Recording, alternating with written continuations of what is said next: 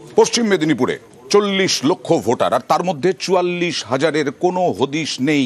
অন্যদিকে নদিয়া, উত্তর 24 পরগনায় এসআইআর-এ বিভিন্ন কীর্তি।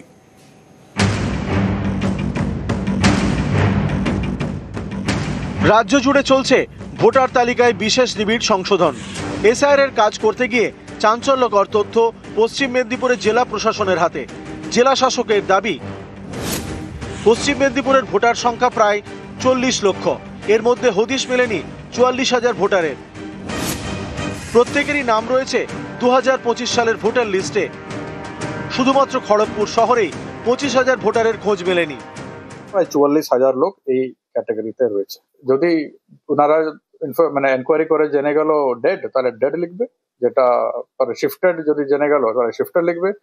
কেউ বলবে আমি দিচ্ছি না কারণ আমার ভোট অন্য একটা জায়গাতে অলরেডি আছে, আমি ইলেক্টর হিসাবে, তো এটা আমার ডুপ্লিকেট, তাহলে ডুপ্লিকেট লিখবে।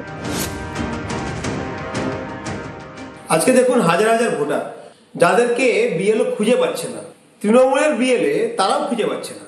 এর কারণ হচ্ছে একটাই, এই সমস্ত ভুয়ো ভোটারদের ভোটেই তৃণমূল কংগ্রেস জিতে আসছিল। এখানে তৃণমূল কংগ্রেসকে দোষ দিয়ে লাভ কি আছে?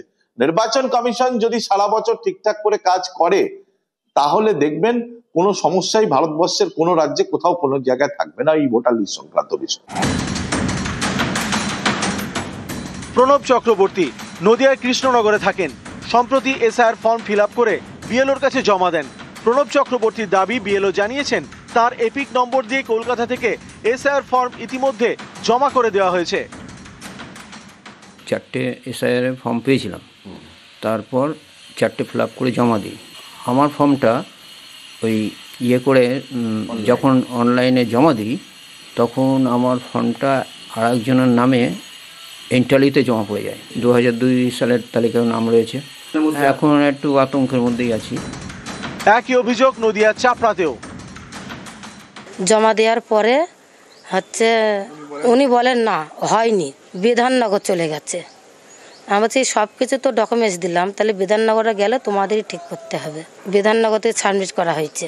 আমার ভোটার কার্ড চুরি করে এইভাবে করেছে। এটা নিয়ে কোনো অসুবিধা নেই, এখনও টাইম আছে। যেখানে যেখানে এই কেসগুলো পাওয়া যাচ্ছে সেখানে বিএলওদের, সংশ্লিষ্ট বিএলওদের বলাই আছে, তারা যেখানে যে পার্টে ম্যাপিং হয়ে গেছে বলে বলছে সেই বিএলওর কাছ থেকে এটা ক্রস চেক করবে যে ওখানে সঠিক তথ্য আছে না এখানে সঠিক তথ্য আছে। সেই অনুযায়ী এটা এডিট করার অপশন কিন্তু বিএলও অ্যাপে আছে। সুকুমার দাস উত্তর 24 পরগনার হিঙ্গলগঞ্জের ভোটার। তার নাম রয়েছে 2025-এর ভোটার লিস্টে। বাবার নামের জায়গায় লেখা বিমল দাস। বিমল দাস বেঁচে নেই। তার ছেলে স্বপনের দাবি, সুকুমার দাস তার ভাই নন, প্রতিবেশী। বিমল দাসের নাম ব্যবহার করে ভোটার তালিকায় নাম তুলেছেন। না না, সুকুমার দাস কিছু না, ও আমাদের ভাই না। কিন্তু তুলেছে আমাদের ফ্যামিলিতেও আসবে, এটা একদম আসবে না। যে আমাদের ইনকোয়ারি আসলে আমরা বলবো যে না না ও কেটে দেন। বিমল দাস তো আমার বাবার নাম। যে বিমল দাসকে আপনি বাবা সাজিয়েছেন সেই বিমল দাসের ছেলেরা বলছে আপনার সঙ্গে কোনো সম্পর্ক নেই এবং আপনারা বাংলাদেশ থেকে এসেছেন। 2002 সালের লিস্টেও আপনাদের নাম নেই। নাম আস বাংলাদেশ কোথায় বাড়ি ছিল? এই দেশেই বাড়ি। নিউজ 18 বাংলা। ভরতপুরের বিধায়ক হুমায়ুন কবিরের প্রস্তাবিত বাবরি মসজিদের জন্য অনুদানের পর অনুদানের পাহাড়। এখন টাকা গোনা চলছে শুধু বেলডাঙ্গায় হুমায়ুনের বাড়িতে। বেলডাঙ্গায় হুমায়ুনের বাড়িতে চলছে টাকা গোনা। সেই টাকা গোনাতে অ্যাকাউন্টে ঢুকেছে এখনো পর্যন্ত 2,71,00,000-এর বেশি। এছাড়াও মার্কিন ডলার, সৌদির রিয়াল, মালয়েশিয়ার রিঙ্গিত, বিদেশি মুদ্রা গুনতে হিমশিম হুমায়ুন ঘনিষ্ঠরা। 12টি ট্রাঙ্ক বস্তায় জড়ো করা হয়েছে। দানের টাকা শুধু ভারতীয় মুদ্রাতেই মিলেছে 65,67,000 টাকা।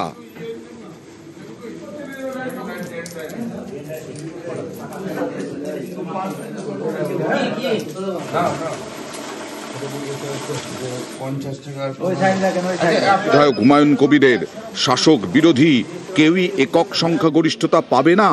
সরকার গঠনে নিজেকে কিংমেকার বলে দাবি। 22শে ডিসেম্বর নতুন দল ঘোষণা করবেন হুমায়ুন কবির। ফলাফল আশাবাদী, খুব ভালো ফলাফল হবে।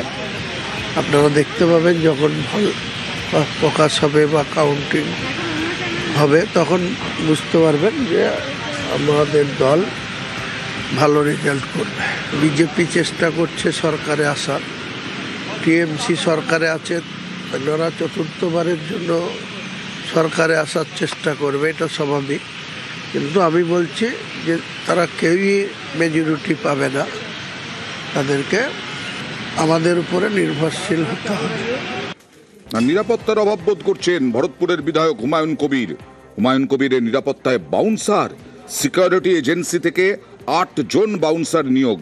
নিরাপত্তা চেয়ে হাইকোর্টেও যাবেন বলে দাবি, কারণ তিনি, আবার বলছি, তিনি হুমায়ুন কবির, তিনি নিরাপত্তার অভাব বোধ করছেন।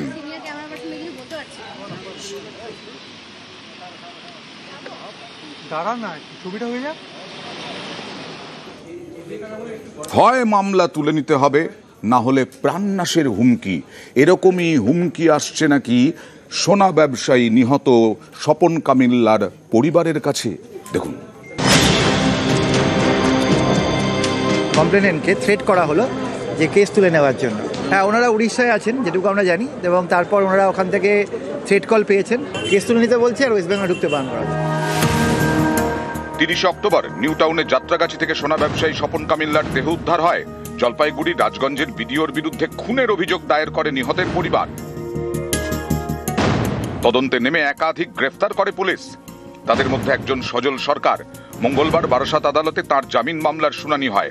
শুনানিতে বিশেষ সরকারি আইনজীবী বলেন, নিহত ব্যবসায়ী স্বপন কামিল্লার পরিবারকে হুমকি দিয়ে ফোন করা হচ্ছে, লাগাতার চাপ দেওয়া হচ্ছে কেস তুলে নেওয়ার জন্য। মামলা তুলে না নিলে খুনের হুমকি দেওয়া হচ্ছে। নিহত ব্যবসায়ীর পরিবার আতঙ্কে ওড়িশায় আশ্রয় নিয়েছেন। হুমকি দিয়ে বলা হয়েছে যেন পশ্চিমবঙ্গে না ফেরেন। তো আমরা এভিডেন্স দিয়ে দেখিয়েছি যে উনি নিউ টাউনে এবং ক্রাইমের বিভিন্ন জায়গাগুলোতে ছিলেন, আর এই person along with the video equally involve. মার্ডারের সময় ছিল, এই মার্ডারে পার্টিসিপেট করেছে, প্রথমে কিডন্যাপিং, তারপর মার্ডার, তারপর বডিটাকে ডিসপোজ অফ করার জন্য ছুঁড়ে ফেলেছে। ডিফেক্টও কমপ্লেনেন্টকে থ্রেট করা হলো যে কেস তুলে নেওয়ার জন্য। হ্যাঁ, ওনারা উড়িষ্যায় আছেন যেটুকু আমরা জানি, এবং তারপর ওনারা ওখান থেকে থ্রেট কল পেয়েছেন, কেস তুলে নিতে বলছে আর ওয়েস্ট বেঙ্গল ঢুকতে বারণ করা হচ্ছে। মঙ্গলবার বারাসাত আদালতে ধৃত সজল সরকারের বিরুদ্ধে একাধিক তথ্য প্রমাণ পেশ করা হয়। তার জামিনের আবেদন খারিজ করে দেন বিচারক। এর আগে সোনা ব্যবসায়ী খুনের মামলায় আগাম জামিন পান বিডিও প্রশান্ত বর্মন। বহুত প্রবলশালী, বহুত টাকা পয়সা তার কাছে আছে, তাই জন্য আমাকে একটু চাই, আমার গরিব মানুষ, আমার স্বামীকে মেরে ফেলল, আমি কি করে বাঁচবো, কি করে রাখবো? তাকে কোনো শাস্তি নাই। তার ওকে প্রশান্ত বর্মন মর্ডার করেছে, সে নিজেই মর্ডার করেছে। চক্রান্তকারীদের চক্রান্ত থাকবে না, দাবাংই থাকবে। মামলা তুলে নেওয়ার জন্য চাপ, খুনের হুমকি, থ্রেট কল নিহত ব্যবসায়ীর পরিবারকে। এই অভিযোগে তদন্ত শুরু করেছে বিধাননগর পুলিশ। নিউজ 18 বাংলা।